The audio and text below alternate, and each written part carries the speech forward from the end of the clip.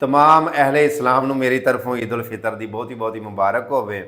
ਪਾਕਿਸਤਾਨ ਦੇ ਵਿੱਚ ਔਰ ਪ੍ਰਦੇਸ਼ ਦੇ ਵਿੱਚ ਰਹਿਣ ਵਾਲੇ तमाम ਮੁਸਲਮਾਨਾਂ ਨੂੰ ਅੱਲਾਹ ਪਾਕ ਈਦ ਦੀਆਂ ਢੇਰਾਂ ਖੁਸ਼ੀਆਂ ਨਸੀਬ ਕਰੇ। ਵੈਲਕਮ ਟੂ ਮਹਿਮਾਨਖਾਨਾ ਅਵੈਸ ਘੁੰਮਣ ਸਿਆਲਕੋਟੀ। ਆਓ ਤੁਹਾਨੂੰ ਥੋੜਾ ਜਿਹਾ ਮੰਜ਼ਰ ਵਿਖਾਣਾ।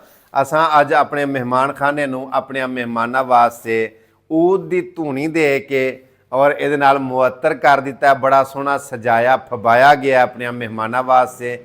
2 महीने तो बाद अपने मेहमानों लई मेहमान खाना खोल दिता गया।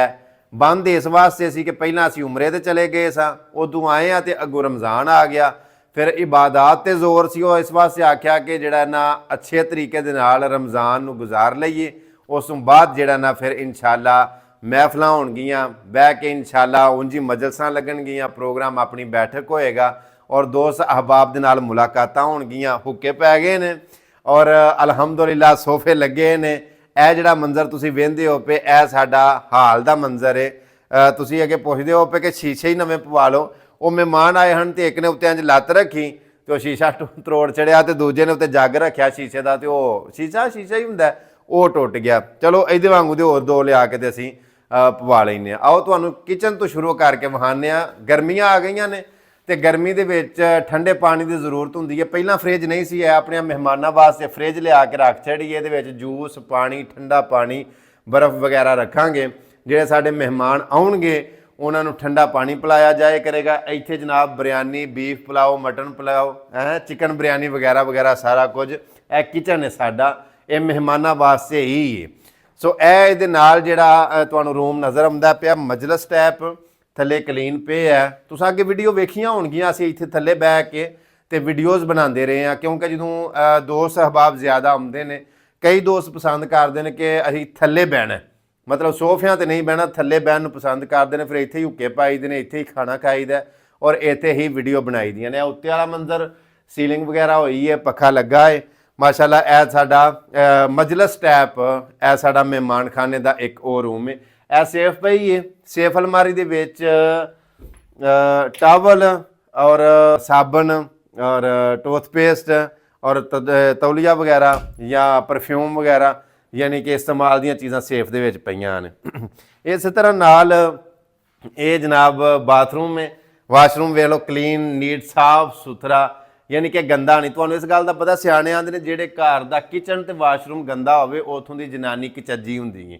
सो असां मेहमान खाने दे विच भी एडी सफाई सुथराई रखी है कि गंदगी नहीं है बिल्कुल। फिर यह तुसीं मंजर वेखदे हो पिया इस कमरे दा कि मतलब बैड यानी कि मंजियां लगियां ने। जिहड़े दूसरियां शहरां तों जिहड़े दोस्त अहबाब आउंदे ने, कोई कदी कोई रात रहण वाले भी हुंदे ने कि जिहड़े फिर वापस नहीं आ सकदे, लोकल आए हुंदे ने, तो वह फिर असी मतलब उन्होंने वास्ते इंतजाम किया कि इत्थे रात बाइज्जत तरीके नाल गुजार सकते हैं। तो पखा शखा लगा, सीलिंग वगैरह हुई है, बड़ा खूबसूरत जिहा इंतजाम है। मेहमान अगर कोई रात भी रहना चाहे तो वो वास्ते इत्थे इंतजाम मौजूद है।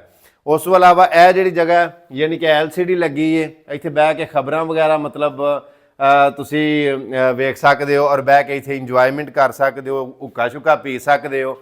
मैं तुहाडे नाल एक अहम गल ये करना चाहना वा कि मेरे मेहमान खाना दे विच आउण वाला हर बंदा खास है, कोई भी आम नहीं। किसी अमीर नूं प्रोटोकॉल ज़्यादा नहीं तो किसी गरीब नूं घट नहीं।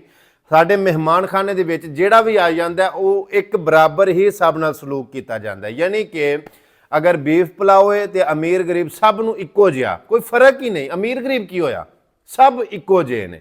जूस है, पानी है, चाय है, बर्फी है, मिठाई है या मटन बिरयानी है वगैरह, कुछ भी सब नूं एक जैसा प्रोटोकॉल दिता जाता है, सब नूं एक जैसा वेलकम किया जाता है, अहमियत दी जाती है, कोई फर्क नहीं कदे पाया।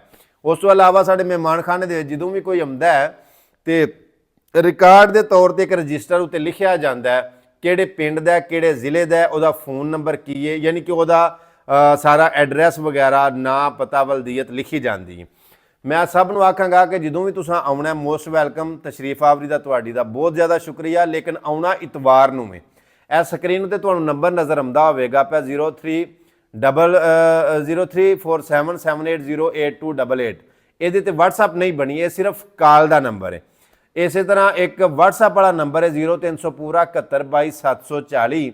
इसे नंबर के उत्ते WhatsApp भी बनी है। जो तुसां मैनूं मिलण वास्ते आउणा है ਇੱਕ ਤੇ ਆਉਣਾ ਇਤਵਾਰ ਵਾਲੇ ਦਿਨ, ਦੂਸਰੇ ਨੰਬਰ ਦੇ ਉੱਤੇ ਜਦੋਂ ਤੁਸੀਂ ਆਉਣਾ ਬਰਾਸਤਾ ਮੋਟਰਵੇ, ਚਾਹੇ ਲਾਹੌਰ ਤੋਂ ਗੁਜਰਾਲੇ ਤੋਂ ਕਾਮੋ ਕੀ ਫੈਸਲਾਬਾਦ ਯਾਨੀ ਕਿਤੋਂ ਵੀ ਆ ਰਹੇ ਹੋ ਜਾਂ ਡਸਕੇ ਵਾਲੀ ਵਜ਼ੀਰਾਬਾਦ ਵਾਲੀ ਸਾਈਡ ਤੋਂ ਆ ਰਹੇ ਹੋ ਤੇ ਤੁਸੀਂ ਸਿਆਲਕੋਟ ਵਾਲੇ 에ਅਰਪੋਰਟ ਦੇ ਅੱਗੇ ਆ ਕੇ ਮੇਰੇ ਨਾਲ ਰਾਬਤਾ ਕਰਨਾ ਇਤਵਾਰ ਵਾਲੇ ਦਿਨ ਮੁਲਾਕਾਤ ਹੋ ਜਾਏਗੀ। ਅਗਰ ਤੁਸੀਂ ਬਰਾਸਤਾ ਸ਼ਬਾਜ਼ਪੁਰ ਪੁਲ ਗੁਜਰਾਤ ਵਾਲੀ ਸਾਈਡ ਤੋਂ ਆ ਰਹੇ ਹੋ ਤੇ ਫਿਰ ਤੁਸੀਂ ਖੰਬਰਾਂ ਵਾਲਾ ਚੌਕ ਦੇ ਵਿੱਚ ਆ ਕੇ ਰਾਬਤਾ ਕਰਨਾ, ਅੱਗੋਂ ਮੈਂ ਤੁਹਾਨੂੰ ਲੋਕੇਸ਼ਨ ਦੱਸ ਛੜਾਂਗਾ, ਮੁਲਾਕਾਤ ਹੋ ਜਾਏਗੀ।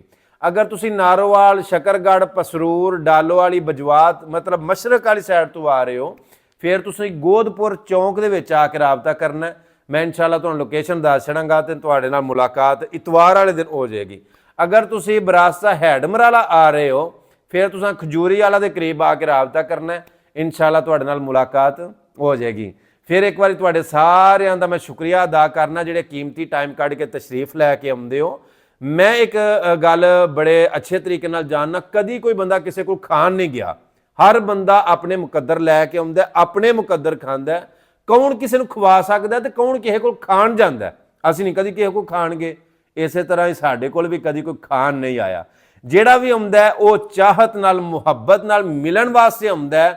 ਇੱਕ ਰਿਕੁਐਸਟ ਕਰਾਂਗਾ, ਜਦੋਂ ਮਿਲਣ ਵਾਸਤੇ ਆਉਂਦੇ ਹੋ ਨਾ ਤੇ ਇੱਕ ਨਾ ਇੱਕ ਗੱਲ ਕੋਈ ਜ਼ਰੂਰ ਸੁਣਾ ਕੇ ਜਾਇਆ ਕਰੋ, ਕੋਈ ਬਾਤ ਸਾਨੂੰ ਸੁਣਾ ਕੇ ਵੀ ਜਾਇਆ ਕਰੋ। ਮੇਰੀਆਂ ਵੀਡੀਓ ਤੇ ਤੁਸੀਂ ਵੇਖਦੇ ਰਹਿੰਦੇ ਹੋ YouTube ਤੇ, TikTok ਤੇ, Facebook ਤੇ, ਯਾਨੀ ਕਿ ਤੁਹਾਡੇ ਤੱਕ ਮੇਰੇ ਪੈਗਾਮ ਪਹੁੰਚਦੇ ਰਹਿੰਦੇ ਨੇ। ਕੋਈ ਗੱਲ ਤੁਸੀਂ ਵੀ ਸੁਣਾਇਆ ਕਰੋ ਤਾਂ ਕਿ ਅਸੀਂ ਕੈਮਰੇ ਦੀ ਅੱਖ 'ਚ ਮਹਿਫੂਜ਼ ਕਰਕੇ ਤੇ ਅਸੀਂ ਲੋਕਾਂ ਤੱਕ ਉਹ ਪੈਗਾਮ ਉਹ ਵੀਡੀਓ ਪਹੁੰਚਾਈਏ ਤੇ ਵੇਖਣ ਵਾਲੇ ਆਖਣ ਕਿ ਠੀਕ ਹੈ ਭਈਆ ਵੈਸ ਦੀਆਂ ਵੀਡੀਓ ਤੇ ਵੇਖੀਆਂ ਸਨ, ਲੇਕਿਨ ਇਹ ਜਿਹੜਾ ਬੰਦਾ ਕੋਲ ਆਇਆ ਇਹ ਵੀ ਕਮਾਲ ਹੈ ਬਾਈ, ਤੇ ਕੋਈ ਗੱਲ ਸੁਣਾਇਆ ਵੀ ਕਰੋ। ਇਹਦੇ ਨਾਲ ਹੀ ਮੈਨੂੰ ਇਜਾਜ਼ਤ ਦਿਓ, ਮਿਲਨੇ ਆ ਇੱਕ ਨਵੀਂ ਵੀਡੀਓ ਦੇ ਨਾਲ। ਅੱਲਾਹ ਪਾਕ ਤੁਹਾਨੂੰ ਖੁਸ਼ ਰੱਖੇ, ਦੁਆਵਾਂ 'ਚ ਯਾਦ ਰੱਖਿਓ। ਅੱਲਾਹ ਸੋਹਣੇ ਦੇ ਵਾਲੇ। ਅਸਲਾਮ ਵਾਲੇਕੁਮ ਵਰਹਿਮਤੁल्लाह।